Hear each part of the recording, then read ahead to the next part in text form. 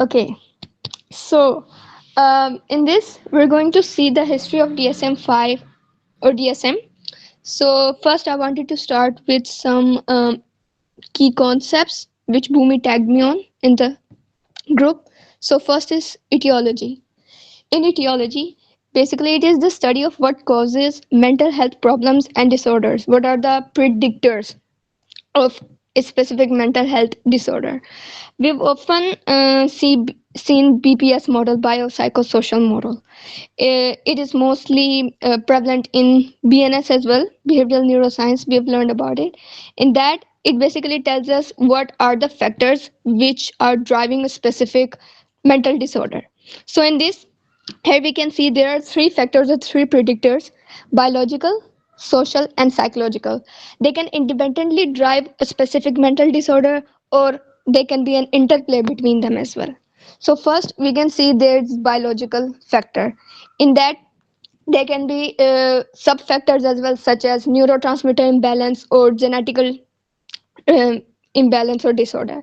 So, as we can see in intellectual developmental disorder, there are these some chromosomes imbalance or chromosome dispersion as well, or a specific chromosome gets duplicated. Many syndromes get developed like that. Or in neurotransmitter imbalance, we can see in schizophrenia there's imbalance of dopamine. That is the most famous example I could give of biological factor driving a specific mental health disorder. So, and second factor we can say here is social. In social, we all know there are some social factors that results into a specific disorder that can serve as a factor or cause, such as in sociopaths. We all know that sociopaths are not born, they are made. So that could be a best example of that. And in psychological factors or causes, we can see the aspects of mental and emotional wellness. In this, we're going to see mainly three things: emotions, thoughts, and behaviors. In that, our emotions or thoughts get distorted. You might have heard of cognitive distortions. In that, we can see our distortions, our thought patterns gets distorted, and that results into tunnel vision or many other like maladjustment or disqualifying the positive things. So that was etiology. And next we have prognosis. In prognosis, we can see it refers to the expected course and outcome of a mental disorder. Basically, how likely it is that a person will recover, improve, or experience long-term symptoms. So we've seen this term most of the time talked about in clinical settings in medicine as well. In that, we can see prognosis, it basically tells how a specific disorder will turn up if the treatment process goes smoothly. In this, as you can see, there's a picture in which there's a professional who says that your diagnosis is the flu, your prognosis is a full recovery after loads of rest.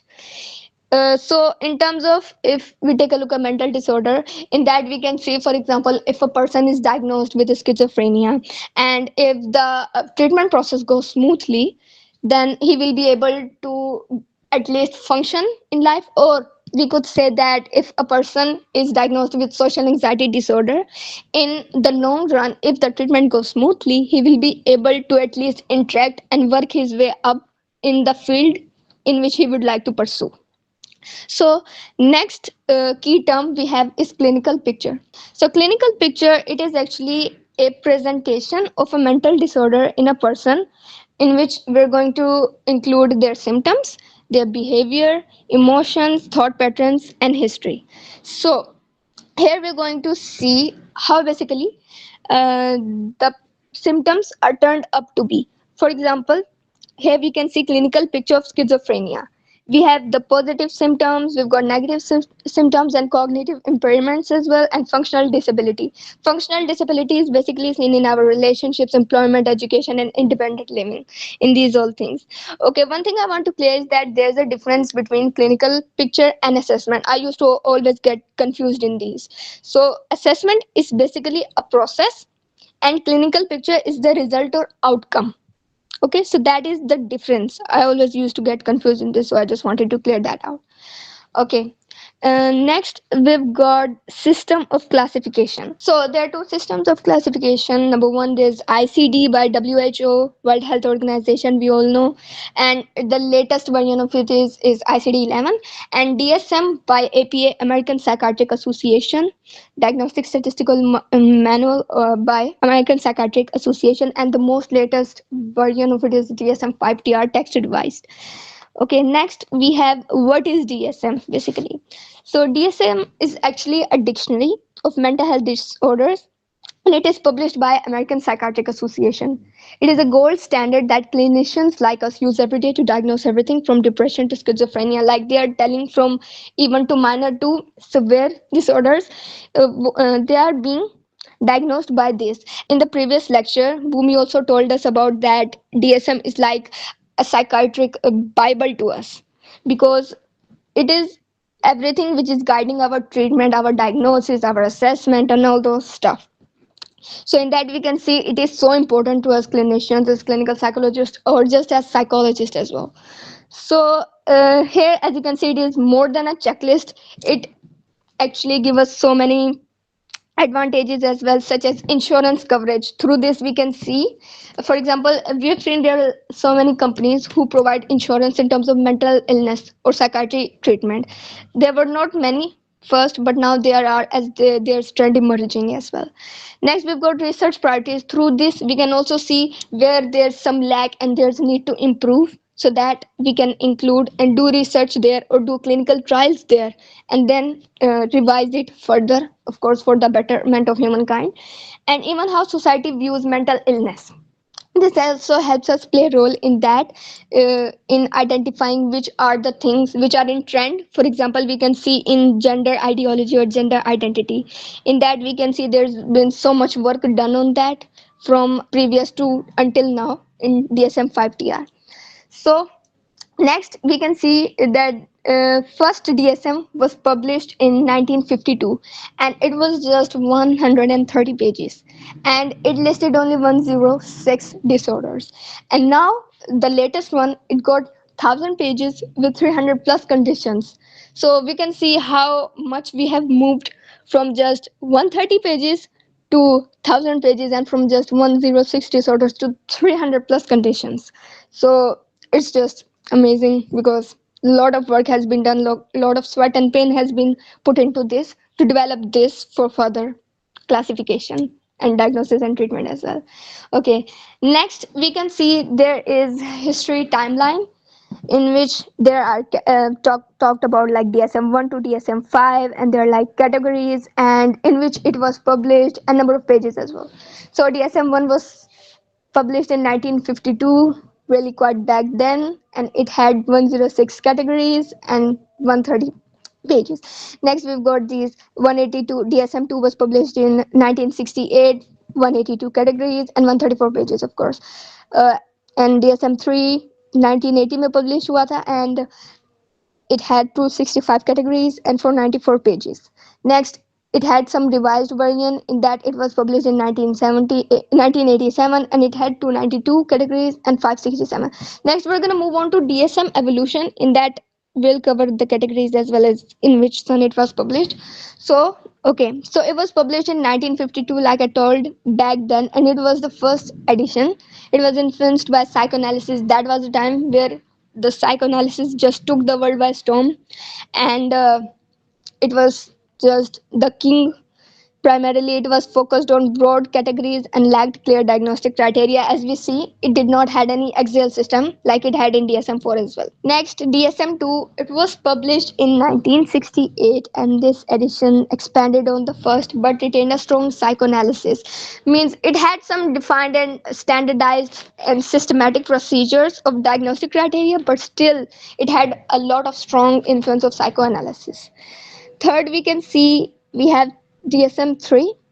It was published in 1980, and it marked a major shift because it had some multi-axial system as well, and it was quite descriptive, and detailed diagnostic criteria was portrayed in that. And it had 265 disorders. As we can see, the disorders just seem to increase and increase because they were discovering new and new. Next, we are able to see DSM-3R. 1987. It was published and it was revised of DSM-3. It addressed some inconsistencies and clarified some diagnostic criteria. Of course, every time they tend to define and refine diagnostic criteria through research and clinical trials as well. Okay, next they attempted to increase diagnostic precision, and in this, as you can see, of course, as expected, there was increase of disorders to 92 disorders. Next we have DSM-4. Yes, next we have DSM-4, and it was published in 1994, and of course defined diagnostic criteria and introduced a more empirically based approach relying on research evidence, added cultural considerations, empirically supported revision. So what took it apart, or what made it apart from others, was that it included some uh, cultural considerations as well, something which we have heard and listened also about, cultural bound syndromes. You might have heard of that, culture bound syndromes. One of them I would like to talk about is hikikomori. It is in Japan and it is known as social withdrawal. So that was they inculcated a new thing, which was cultural appropriation, cultural considerations. And next, we can see DSM-4 TR. There was text revised of DSM-4, and it was published in 2000s. It was the text revision, of course, provided upgrading information, and they also clarified some diagnostic criteria, and there were more than 297 disorders. And next, we are able to see DSM-5. 2013 में publish हुआ. It removed multi-axial system. Yes, in this there was more emphasis on neurobiology, as well as there was removal of multi-axial system. In DSM-4 they had five diagnostics, five axial system, and here we can see they removed those axial systems. They restructured the organizations and they added new disorders. Of course, they combined autism diagnosis into spectrum and added hoarding disorder, like these new disorders, and there's like BDD as well, dysmorphic disorder. So these were some controversial changes, and there were some also changes related to gender identity and stuff like that. And next we are able to see DSM-5 TR, text revised, the latest one, 2022 published, and it was published in, by the way, March. And it was of course text revised, and there was prolonged grief disorder. It had some updated terminology and content, focus on inclusivity, cultural and racial considerations. So all these considerations were put into so that it could be more inclusive. DEI, you might have heard of this term, diversity, equity and inclusivity, to inculcate that.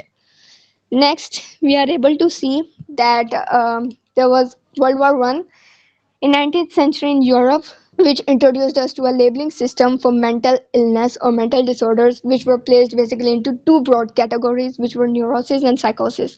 So neurosis is basically, it is a mild form of mental disorder. It includes like anxiety disorders. The anxiety disorders can be included in that. There what differentiates from psychosis is that in this we actually have our intact with the reality. We don't lose touch of the reality. We are able to see that there's a problem and we need to do something about it, like something we can differentiate it from psychosis is through in psychosis we can see there's loss of reality. For example, the amazing example of that definitely would be schizophrenia. In that we can see there are hallucinations and delusions, and people tend to have these like persecuted delusions that everybody is out to get them, stuff like that. Unlike in neurosis, they know that there is something wrong with them and they need to do something about it. Next we have in 1855, Emil Kraepelin actually afforded two different categories based on mental disorders. So he bifurcated it into two disorders, in exogenous and in endogenous. So in exogenous disorders, these are the disorders in which uh, the disorder is cultivated with the help of any external factor. For example, in exogenous we can see specific trauma happens or a substance use. In that we can see we intake something from external environment and then it results into any mental disorder. For example, substance use disorder or trauma disorder, we can see something happens with us and then that results into a specific shell shock. And next we've got this endogenous disorders. In that, basically internal factors play a role in this. Our emotions and thoughts are basically getting distorted, due to which specific mental disorder occur. Okay, next we've got the structure of DSM. In this, we have four sections, as you can see. First, we have these core sections. In this, there's about introduction of the DSM, its purpose, and its cautionary notes. What are the caveat? What are the warnings we have to take into consideration? And next, we have this diagnostic criteria and these codes. These codes are actually also used for these insurance coverage and all these stuff.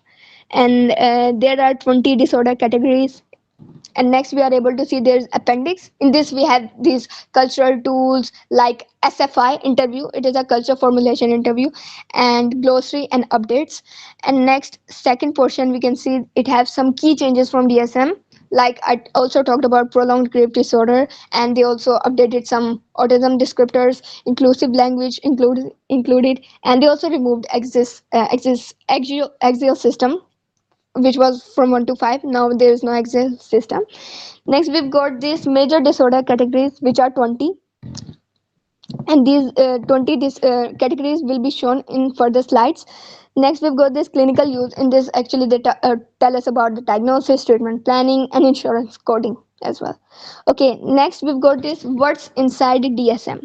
So it's basically divided into three sections. So number one, DSM-5 basics, number two, diagnostic criteria and codes, and number three, emerging measures and models, and an appendix. So number one, section one, in this we're going to cover the orientation. They cover the orientation, historical background, and development of DSM, and how to use the DSM, the process. And in this we can see they have harmonized it with ICD system, so that they'll be able to synchronize that, resonate, and able to relate. That's why they have harmonized the codes with the ICD system. And they have also removed the axial system, and there's like dimensional assessment. And next we've got this some changes in diagnostic criteria as well. Okay, now we're going to move to the section 2. And here in the section 2, as you can see, which I've talked about, there were 20 diagnostic categories. So these are those diagnostic criterion as well as their categories, their codes, sorry, my bad. Okay, next in section 3, we're going to see there are some emerging morals measures, and there are some assessment measures, and there are culture formulation, like I talked about culture formulation interview, and then alternative DSM-5 model for personality disorders, and there are some criteria sets for conditions for further studies. So in this we are seeing emerging measures and models. In this we can see alternate DSM-5 model of personality disorders. Yes, in this we can see, for example, a typical person meeting a criterion for DSM-4 personality disorder often qualifies for another personality disorder too, because there's no axial system now. We have changed that. So that's why alternate model have been introduced, in which these personality disorders are categorized or underlined. Okay, next we've got these conditions for further studies. So there are some proposed criterion which have been described for following conditions in which research is encouraged, like these disorders in which further studies are needed, like attenuated psychosis syndrome and depressive episodes with short duration, hypomania, and persistent complex bereavement disorder, caffeine use disorder. Like there's not much work done in here, so that could be like further considerations. There should be some studies here. And next, so in appendix they highlight the changes which have been done from like DSM-4 to DSM-5, and some glossary of the technical terms or terminologies or jargons as well, and glossary of the cultural terms, and alphanumeric listings, the codes which I've talked about, of the diagnosis, and list of the advisors and contributors which have contributed and given their time in making this DSM. And next we are going to see some adaptations. So the revision was needed and in fact overdue. Many people ask why we revise so many things. Of course we need to include, and we have to stand up with the trend as well. It is a rat race, we have to get into it, otherwise of course we will not be living up to the legend. So it is essential to stress that diagnostic system by their very nature are always time limited constructs. They are never final and perfect. Of course, we have to keep up with the trend. We have to do some changes in that so that we'll be able to grant people the diagnosis that they deserve. Okay, next, DSM-5 is significant improvement over and have made significant improvement and beyond DSM-4 TR. Of course, we can see there are so many categories added and there are like so many branches made, and improved organization and consistency of manual associated with substantial reduction of pages and diagnoses are improved with the help of those researches and clinical trials. So next key point is the revision process was of unprecedented quality and transparency. Of course, it was based on balanced experts grouped by diagnostic domains, and they identified the critical issues and the domains potentially in need for revision. In dozen of work groups and overarching task force, they provided hundreds of systematic reviews as well as original and position papers. Of course, they did a lot of research and they conducted a lot of trials as well, through which they were able to give this unprecedented quality and transparency. Okay, next key term is that DSM-5 was not driven by interest of big pharma. As we can see, you might have heard of trade by lunacy. In that, we could see that that was basically motivated on terms of just monetary. They were motivated by those monetary means. That's why. But here we can see DSM was not funded or was not basically in the interest of big pharmas that they're going to fund us, then we're going to include this or we're going to give their specific medication more probe. So there was continuous scrutiny regarding the involvement of the experts who were included, who were doing, who were contributing, who were working on this DSM-5. So we can see the interest of big pharmas were not included in this. Next, we have DSM-5 does not invent or inflate diagnosis. Of course, we discover things. We don't invent or make things out of the blue, or we don't exaggerate or flabbergast things or diagnosis. We discover them rather than inventing them.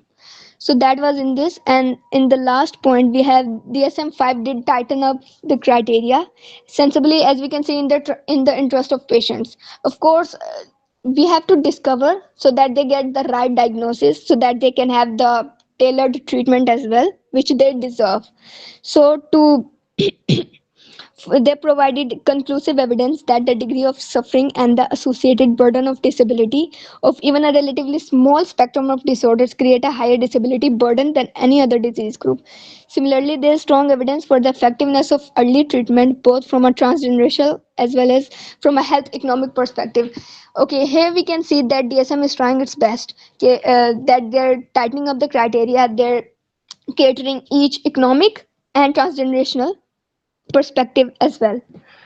So that was it from my side. If anybody has questions, the house is open for questions. And if Bhumi, you wanna say something kindly. First of all, Raza, wow, wow. I think everyone appreciated it, the way you explained it. This should, and this is the right way to explain the beginning of DSM group. And I want to praise both of you, Seshpreet and Uraza. Great PPT, great information. The way it was spoken was right. It was so good.